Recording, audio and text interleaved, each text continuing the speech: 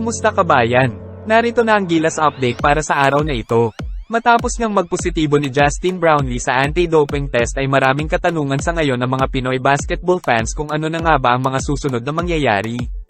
Iyan ang pag-uusapan natin ngayon. At para sa iba pang basketball news update, please don't forget to subscribe to our channel. Ilan lamang sa mga tanong ng maraming fans ay kung ano na nga ba ang mangyayari kay Justin Brownlee matapos niyang magpositibo sa anti-doping test. Makakasama pa rin ba siya sa roster ng Barangay Ginebra sa PBA na magsisimula na sa susunod na buwan? Ano naman kaya ang epekto nito sa legacy at sa reputasyon ni Justin Brownlee? At pwede bang mabawi ang gintong na panalunan sa Asian Games ng Pilipinas? Halos isang linggo matapos makuha ng Gilas Pilipinas ang isang makasaysayang gintong medalya sa 19th Asian Games sa Hangzhou, China ay nagulat ang mga Filipino fans ngayong sa isang malungkot na balita. Si Justin Brownlee na itinuturing ng maraming Filipino basketball fans sa bayani dahil nga sa nagawa nitong tulungan ng Gilas Pilipinas na makuha ang ginto sa Asian Games ay nabigo o bumagsak sa anti-doping test na isinagawa ng International Testing Agency. Nagpositibo siya sa carboxy THC na isang tinuturing na prohibited substance. Si Brownlee na kasalukuyang nasa Amerika ngayon ay may karapatan at pagkakataon pa na humiling ng isang panibagong test ng kanyang B-sample. Pagkatapos ay dadalhin ito sa Anti-Doping Division ng Court of Arbitration for Sports para sa paghahatol sa ilalim ng anti-doping rules.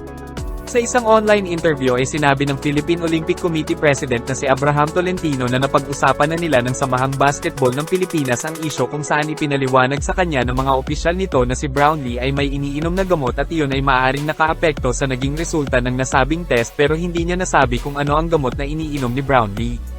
Sinabi rin niya na sa ngayon ay pansamantalang sinuspinde si Brownlee at mayroon ito hanggang October 19 to contest the result through appropriate procedures set by the International Olympic Committee.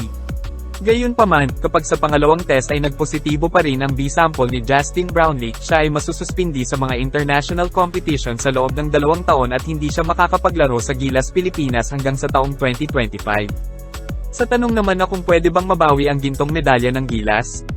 Ang sagot ni Tolentino ay hindi. Dahil mangyayari lamang daw ang ganun kung 2 o higit pa na players ng isang team ang mapapatunayang nakagawa ng isang paglabag sa anti-doping test. Ano naman kaya ang mangyayari kay Justin Brownlee sa PBA?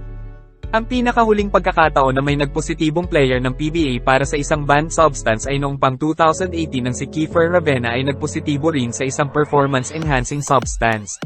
Si Ravena ay sinuspinde ng 18 buwan ng FIBA na sinundan din ng PBA dahil ang nasabing ban ay sumasakop sa lahat ng liga sa buong mundo kabilang na rin nga ang PBA.